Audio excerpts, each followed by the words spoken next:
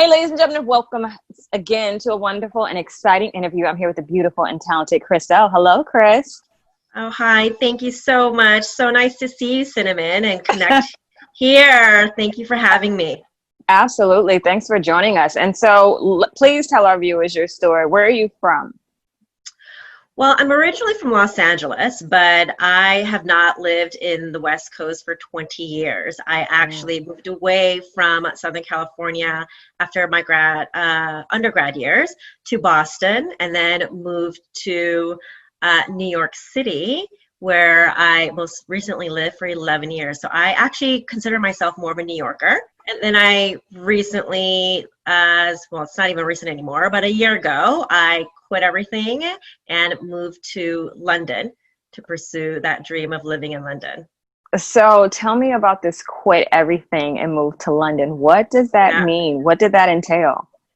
Yeah, and I actually want to preface the reason why I'm so grateful that you're inviting me to talk to you here on this channel is because I came across your video on YouTube, like randomly, because I was exploring Portugal, etc. And it was your story of how there was a point in your life where you said I think you were almost hitting 40, and then you realized life was too short and decided there was more and left. So that story really resonated with me, and my story is a little bit similar. So I had been living in New York for 11 years, and I created an amazing life. I thought that I had everything that I desired to achieve, the great career, the status in my career. I actually got to eventually move into my dream apartment on the waterfront in Brooklyn.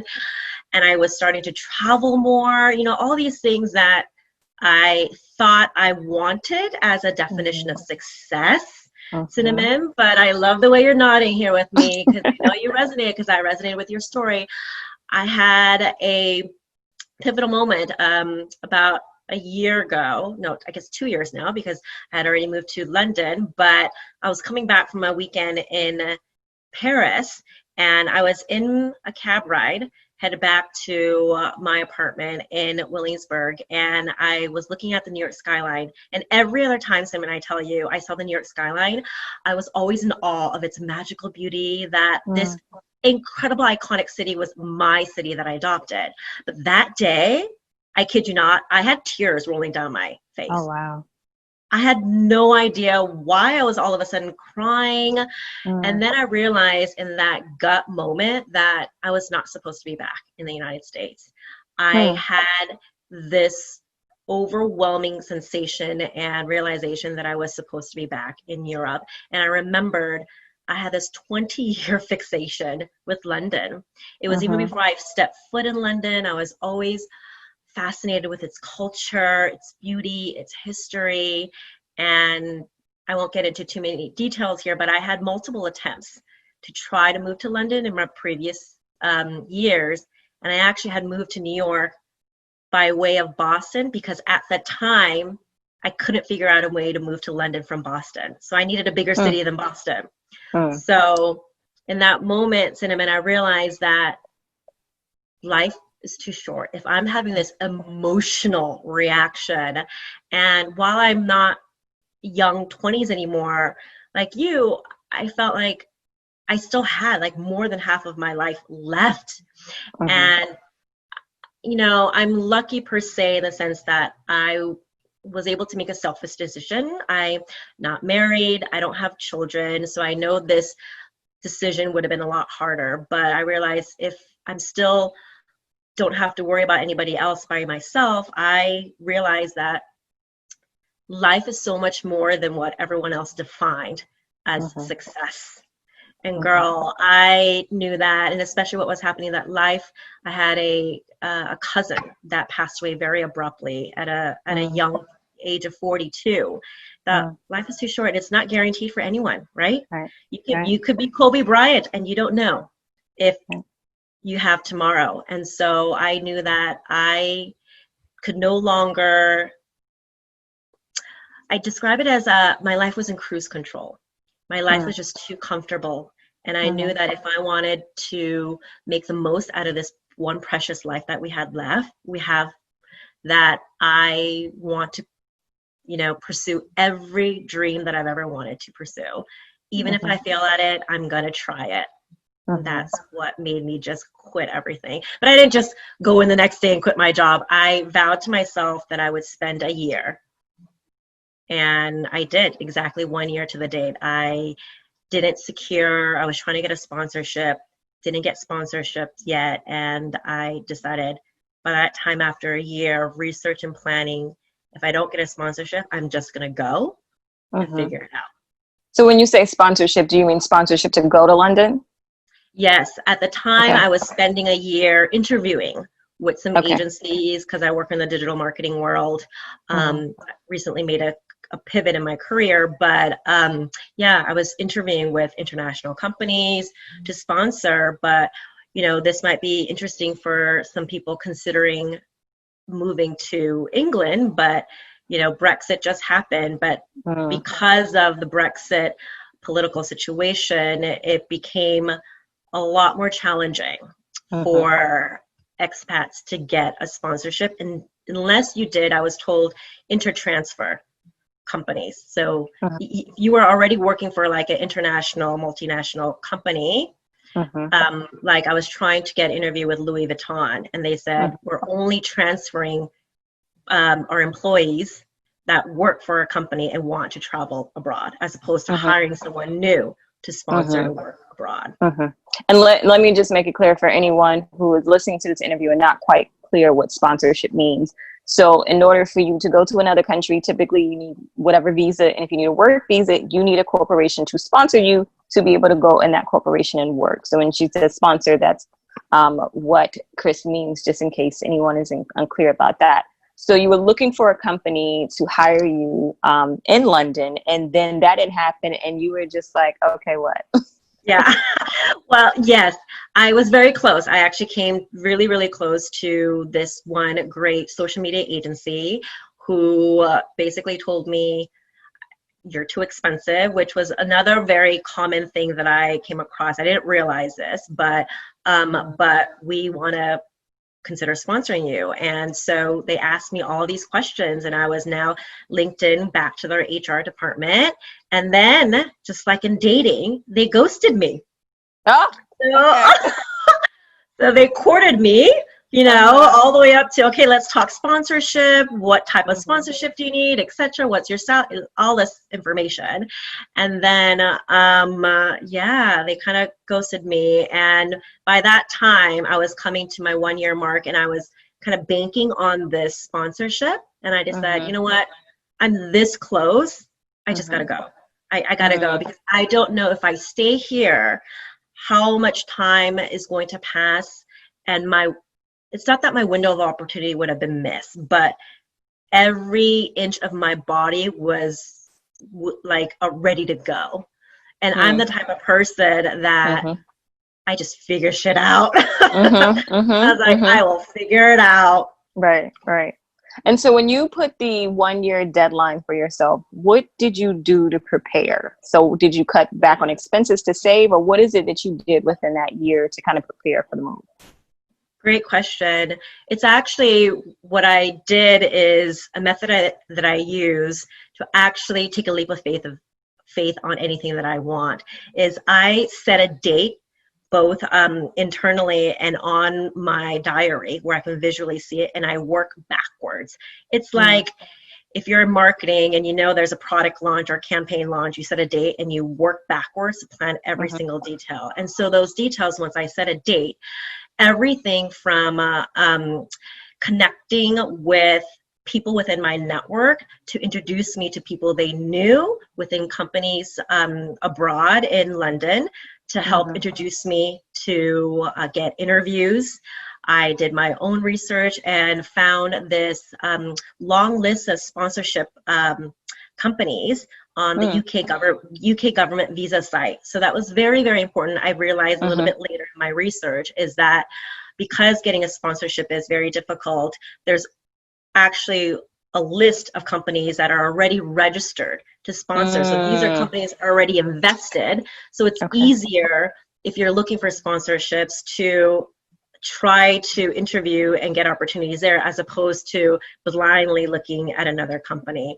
So I found that list and just networking. And I had, during that 1 year period, I had already been now going back and forth to London for rounds of interviews. Yeah. And in terms of cutting back expenses, no, I didn't think, I wasn't planning anything else financially, because I knew that if I was making the money that I was making in New York, I would be perfectly fine. Because I later found out that New York salary is a little bit higher, even more so than the very expensive London. But then what I didn't realize, for any New Yorkers planning to move to London, you cannot expect your New York salary.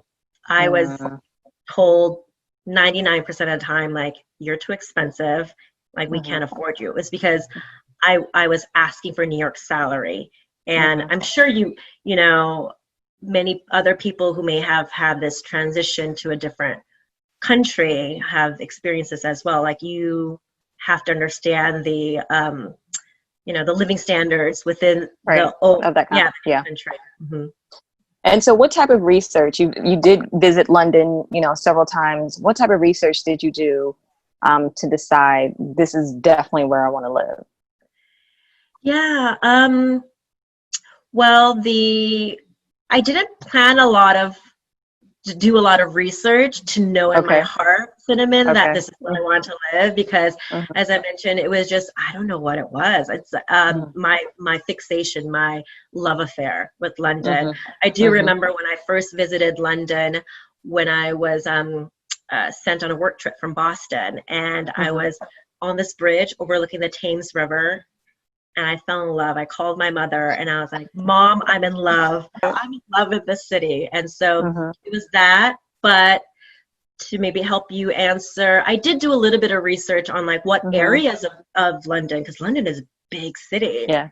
I had some friends who lived in London. One, he lived in Shoreditch, and he described Shoreditch as the Williamsburg of London. Brooklyn, which is where I lived the entire 11 years, it's very hipster, it's very trendy, young, and vibrant, and artistic. So when he described Shoreditch as that, I'm like, oh my God, that's so me. Like, I need to be in that type of environment. So I just asked some people. I did research online in terms of best neighborhoods to live in London.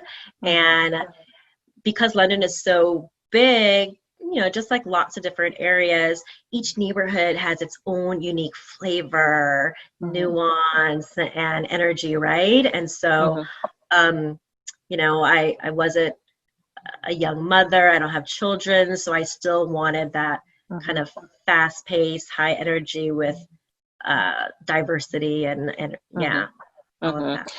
So when you decided to move and you didn't get sponsorship, you just decided to make that leap. So when you decided to make that leap, of course, the visa situation is completely different versus getting sponsored versus going as an individual. So how did you, A, research that to know what to do, and B, go through the process?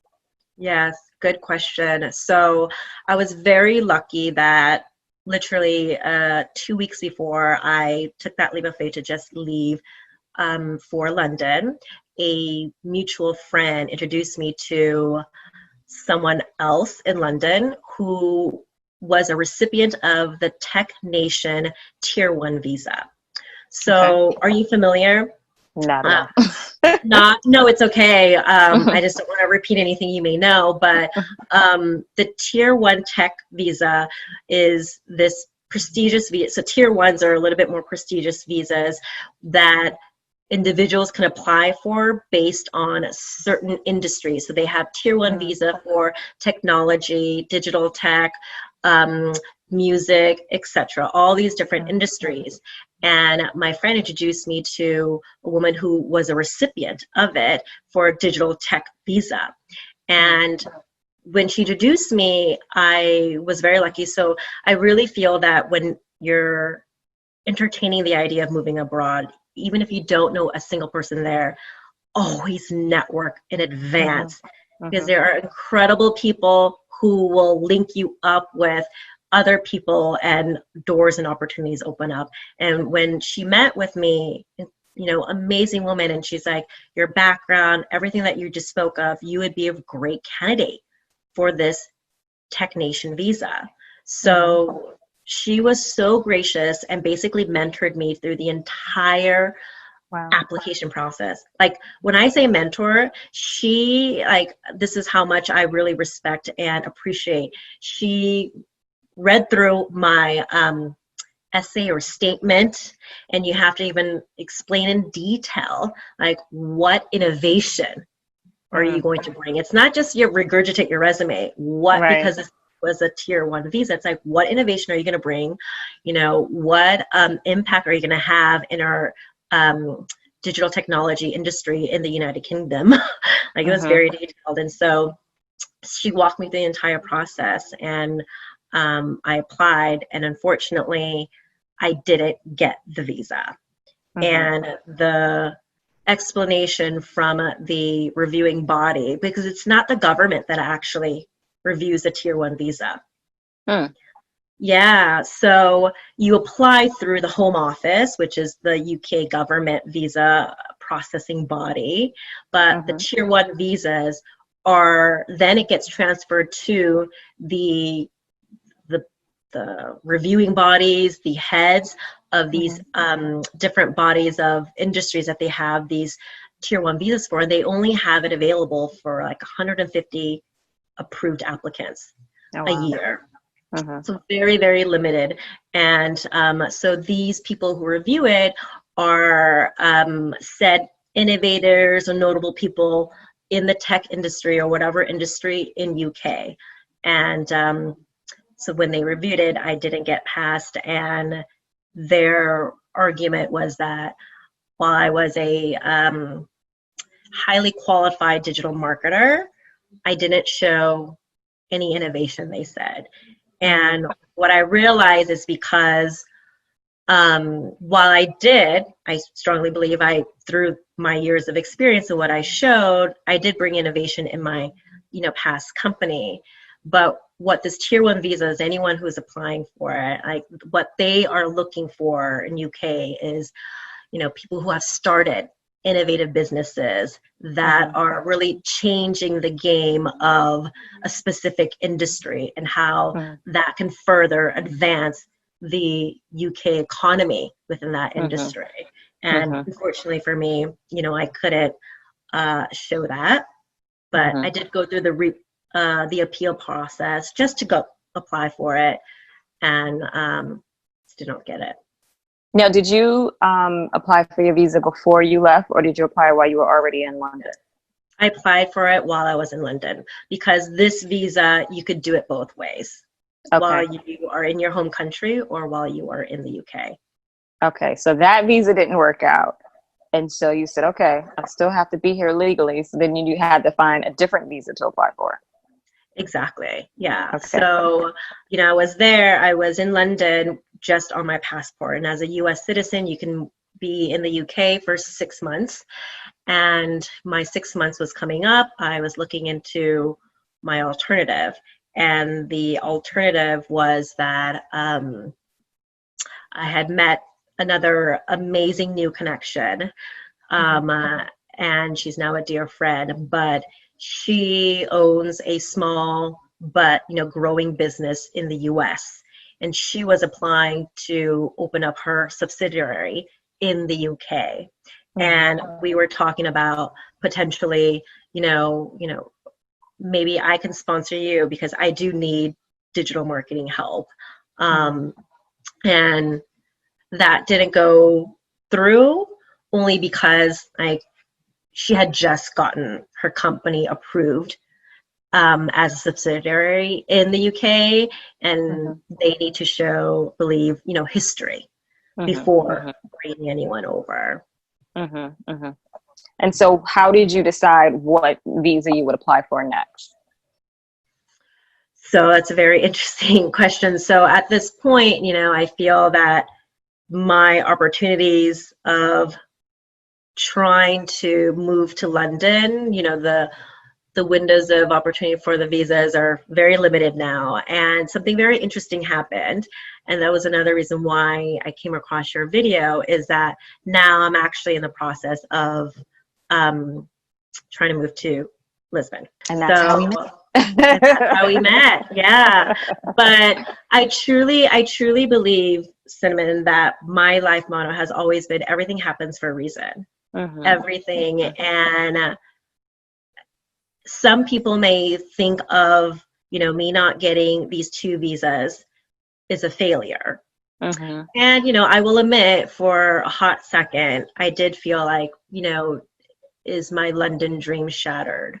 But something very interesting happened, is that when I was in Lisbon in March to celebrate my birthday, also in Portugal, but also to explore if Lisbon would be a city that I would picture myself in, because I just knew in my heart that I belong in Europe.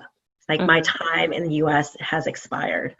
When I was in Lisbon, I started falling in love with the culture, people, everything, which I'm sure you'll attest to. And I was like, I can totally see myself here. And I heard of the incredible international scene. But what happened was, as I was falling in love with Lisbon and the Portuguese culture, I got the notification of my second visa rejection. And I took that as a sign. The universe is telling you something, Chris. Like maybe this is, where you're supposed to be. And so, yeah. And so let's just talk about the emotional, like moving abroad is emotional just for a variety of reasons. You are learning all these different things and different ways of doing things and meeting new people and trying to find a place. So it's a lot. So I can only imagine how you feel when you're trying to go through the visa process and then it keeps getting rejected. Like, how'd you stay grounded? Yeah, that's a good question. And I'm not going to lie, as a human, I did have a lot of emotional ups and downs. And gosh, when I got my first rejection letter for the tech visa, I was in Paris, and I remember I just had tears running down my face. And how I stayed grounded was, again, my inner knowing that, again, everything happens for a reason, and the universe has my back in the terms that, like, if I stay true on what I want, which is to move to Europe, there's got to be another way that it's going to transpire. Obviously, it's going to require my work and dedication in figuring out what it is. But everything that I've learned till now, I'm not the wisest person on this planet, but I also have had some trials and tribulations. And I know that, like, with every hardship, there's a lesson, and better always comes out of it. And it's because it was something that is more meant to happen in your life. So it's just a mental understanding and self-awareness, and just reminding myself that one little hiccup, one little failure, one little challenge is not the end of the day. Okay. And how did moving abroad change your perspective on life? Good question. Just knowing that there's so much beauty in seeing how the rest of the world is living and experiencing. And I feel like, because I've had the opportunity to travel, when you connect with people of different cultures, or even expats who have moved abroad, it's one of the things I love most is different perspectives. And the different perspectives that you hear from other people, it makes you, like, look at life differently. It makes you learn more about not just yourself, about how the world runs and how different cultures are. And I think that's one of the most beautiful things about being a human, is from learning from each other, learning from different cultures. And I was explaining to someone why I think I continue to just move away is I have this innate desire to be around diverse cultures. And it's not just nationalities and cultures. It's the way people think, the people's talents, people's creativity, and being around that diversity really, really drives me. And I think it's one of the most greatest gifts is to be able to see that in different cultures. And what advice do you have for people that are considering moving abroad? I would say, first of all, get honest with yourself in terms of is this something that I'm just entertaining because I'm unhappy where I am? Or is this something that truly is something that I feel like it is the next step in my chapter?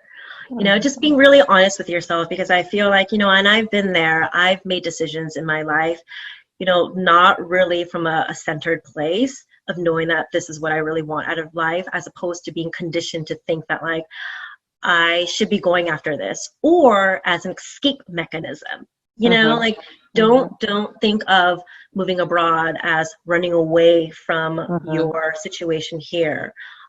So if your inner truth is telling you that, you have this desire to explore, to connect, and create a new experience, that's number one. And number two is definitely do the research. And I don't mean just behind the computer researching the different types of visas and the bureaucracy and the logistics, but connect. Go online to find people like how I found you, to learn more about Portugal, and not be afraid when you find these incredible stories of how other people have done it, to slide into their DM. Girl, I was like, I hope she doesn't think I'm weird. And when I did, I truly was not asking, to be on your channel or anything. I genuinely was like, wow, your story really resonated with me. And I think when you come from an honest place to just want to connect with someone, that will open up incredible opportunities, or just friendships that can help give you information and guidance, or maybe even connect you with other people. And when I heard your story, I thought, well, first when you told me the visas were rejected, I was like, wait, that's something I forgot that can actually happen. Oh, like hell, I don't know what to do. And at the time I didn't feel like I had enough information to give people, so I wanted to include so many other individual stories from different countries and different places and things like that, so that if anyone were looking at either our stories and would say, well, maybe I can't identify with theirs personally, maybe I can identify with another person and I can that resonates, so maybe I can hear that a little bit louder. So that was really the point. And when I was like, oh my goodness, I need people to know that, that know about this experience. And even still, when you're trying to find, because I feel like the London, New York vibe is kind of very much similar. And do you feel like you picked London because it kind of has some of that New York flair a little bit? Yeah, probably. No, absolutely. I am very much a city girl. I need a metropolis, very diverse city and environment to really thrive. So yes, I think absolutely. What I found really interesting, to my surprise, actually, Cinnamon, was that I think London is even more diverse than New York. As much as people don't really understand, if you've never left America, you're not going to understand the statement. But Europe, period, is substantially more diverse than America. It is completely more diverse. People from all over various countries, and people get to keep their identity. They're not just checked into one box. I love the way you said that, exactly. And so when I met some foreigners in London, they're like, because everyone has this grass is greener on the other side mentality, right? And they're like, wow, why would you move from New York to London? I gave them my XYZ reasons, and I said, and I find that London is so much more diverse. And what do you mean? I said that in New York, you meet a lot of hyphenated Americans. I'm a Korean American, they're Greek American, Italian American, etc. But those hyphenated Americans may or may not have a lot of cultural roots And no disrespect to any of them, but was just exactly. No disrespect. And I know I may be generalizing, so let me preface. But compared to, these internationals that I've met all over Europe is exactly what you said. They have more of their identity, and it's, they don't give it up to now move to another country. And so when I was in London, oh my God, I met people from all over the world who I had never met, but also everyone with accents because they have their true identity, which I love.